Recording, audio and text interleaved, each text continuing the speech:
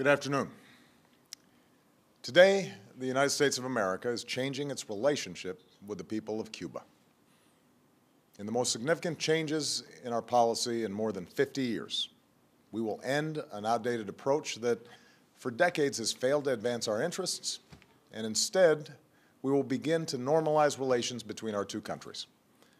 Through these changes, we intend to create more opportunities for the American and Cuban people and begin a new chapter among the nations of the Americas.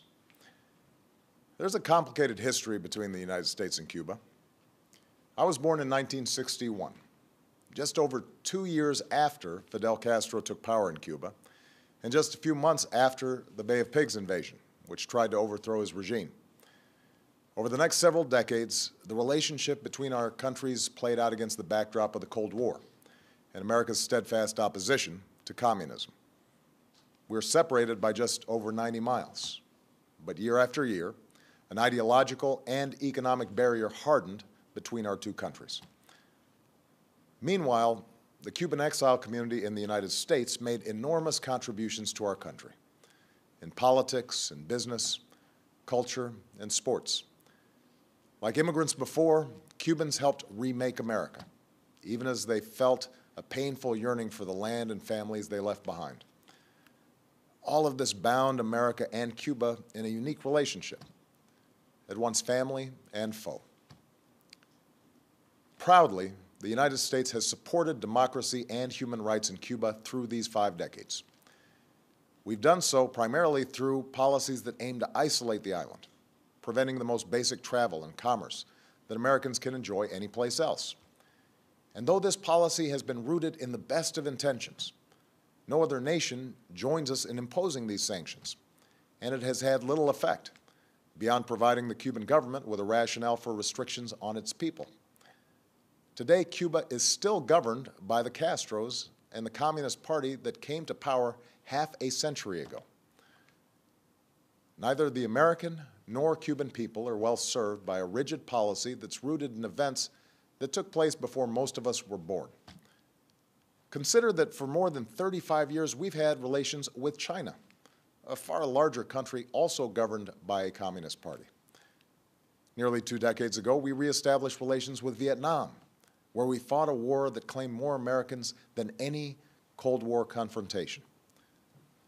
That's why, when I came into office, I promised to re-examine our Cuba policy. As a start, we lifted restrictions for Cuban Americans to travel and send remittances to their families in Cuba. These changes, once controversial, now seem obvious. Cuban Americans have been reunited with their families and are the best possible ambassadors for our values. And through these exchanges, a younger generation of Cuban Americans has increasingly questioned an approach that does more to keep Cuba closed off from an interconnected world. While I've been prepared to take additional steps for some time, a major obstacle stood in our way: the wrongful imprisonment in Cuba of a U.S. citizen and USAID subcontractor, Alan Gross, for 5 years. Over many months, my administration has held discussions with the Cuban government about Alan's case and other aspects of our relationship.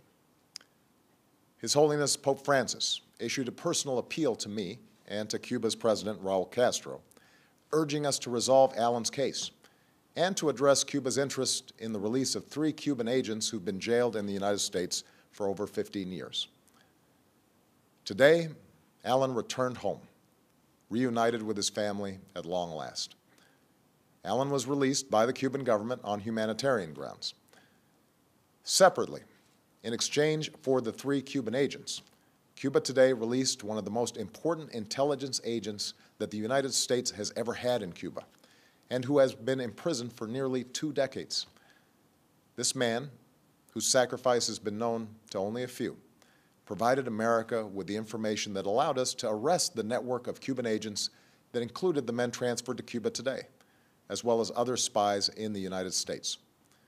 This man is now safely on our shores. Having recovered these 2 men who sacrificed for our country, I'm now taking steps to place the interests of the people of both countries at the heart of our policy. First, I've instructed Secretary Kerry to immediately begin discussions with Cuba to reestablish diplomatic relations that have been severed since January of 1961. Going forward, the United States will reestablish an embassy in Havana, and high-ranking officials will visit Cuba. Where we can advance shared interests, we will, on issues like health, migration, counterterrorism, drug trafficking, and disaster response. Indeed, we've seen the benefits of cooperation between our countries before. It was a Cuban, Carlos Finlay, who discovered that mosquitoes carry yellow fever. His work helped Walter Reed fight it. Cuba has sent hundreds of healthcare workers to Africa to fight Ebola, and I believe American and Cuban healthcare workers should work side by side to stop the spread of this deadly disease. Now, where we disagree, we will raise those differences directly, as we will continue to do on issues related to democracy and human rights in Cuba. But I believe that we can do more to support the Cuban people and promote our values through engagement. After all, these 50 years have shown that isolation has not worked. It's time for a new approach. Second, I've instructed Secretary Kerry to review Cuba's designation as a state sponsor of terrorism. This review will be guided by the facts and the law. Terrorism has changed in the last several decades. At a time when we are focused on threats from al-Qaeda to ISIL, a nation that meets our conditions and renounces the use of terrorism should not face this sanction. Third, we are taking steps to increase travel, commerce, and the flow of information to and from Cuba. This is fundamentally about freedom and openness, and also expresses my belief in the power of people-to-people engagement. With the changes I'm announcing today, it will be easier for Americans to travel to Cuba, and Americans will be able to use American credit and debit cards on the island. Nobody represents America's values better than the American people, and I believe this contact will ultimately do more to empower the Cuban people. I also believe that more resources should be able to reach the Cuban people, so we're significantly increasing the amount of money that can be sent to Cuba and removing limits on remittances that support humanitarian projects, the Cuban people, and the emerging Cuban private sector. I believe that American businesses should not be put at a disadvantage, and that increased commerce is good for Americans and for Cubans. So we will facilitate authorized transactions between the United States and Cuba. U.S. financial institutions will be allowed to open accounts at Cuban financial institutions, and it will be easier for U.S. exporters to sell goods in Cuba. I believe in the free flow of information. Unfortunately, our sanctions on Cuba have denied Cubans access to technology that has empowered individuals around the globe. So I've authorized increased telecommunications connections between the United States and Cuba. Businesses will be able to sell goods that enable Cubans to communicate with the United States and other countries. These are the steps that I can take as president to change this policy. The embargo that's been imposed for decades is now codified in legislation. As these changes unfold, I look forward to engaging Congress in an honest and serious debate about lifting the embargo. Yesterday, I spoke with Raul Castro to finalize Alan Gross's release and the exchange of prisoners, and to describe how we will move forward. I made clear my strong belief that Cuban society is constrained by restrictions on its citizens. In addition to the return of Alan Gross and the release of our intelligence agent, we welcome Cuba's decision to release a substantial number of prisoners whose cases were directly raised with the Cuban government by my team. We welcome Cuba's decision to provide more access to the Internet for its citizens and to continue increasing engagement with international institutions like the United Nations and the International Committee of the Red Cross that promote universal values. But I'm under no illusion about the continued barriers to freedom that remain for ordinary Cubans. The United States believes that no Cuban should face harassment or arrest or beatings simply because they're exercising a universal right to have their voices heard. And we will continue to support civil society there. While Cuba has made reforms to gradually open up its economy, we continue to believe that Cuban workers should be free to form unions, just as their citizens should be free to participate in the political process. Moreover, given Cuba's history, I expect it will continue to pursue foreign policies that will at times be sharply at odds with American interests. I do not expect the changes I'm announcing today to bring about a transformation of Cuban society overnight. But I am convinced that through a policy of engagement, we can more effectively stand up for our values and help the Cuban people help themselves as they move into the 21st century. To those who oppose the steps I'm announcing today, let me say that I respect your passion and share your commitment to liberty and democracy. The question is how we uphold that commitment. I do not believe we can keep doing the same thing for over 5 decades and expect a different result. Moreover, it does not serve America's interests or the Cuban people to try to push Cuba towards collapse. Even if that worked, and it hasn't for 50 years, we know from hard-earned experience that countries are more likely to enjoy lasting transformation if their people are not subjected to chaos. We are calling on Cuba to unleash the potential of 11 million Cubans by ending unnecessary restrictions on their political, social, and economic activities. In that spirit, we should not allow U.S. sanctions to add to the burden of Cuban citizens that we seek to help. To the Cuban people, America extends a hand of friendship. Some of you have looked to us as a source of hope, and we will continue to shine a light of freedom. Others have seen us as a former colonizer, intent on controlling your future. Jose Marti once said, "Liberty is the right of every man to be honest." Today, I'm being honest with you.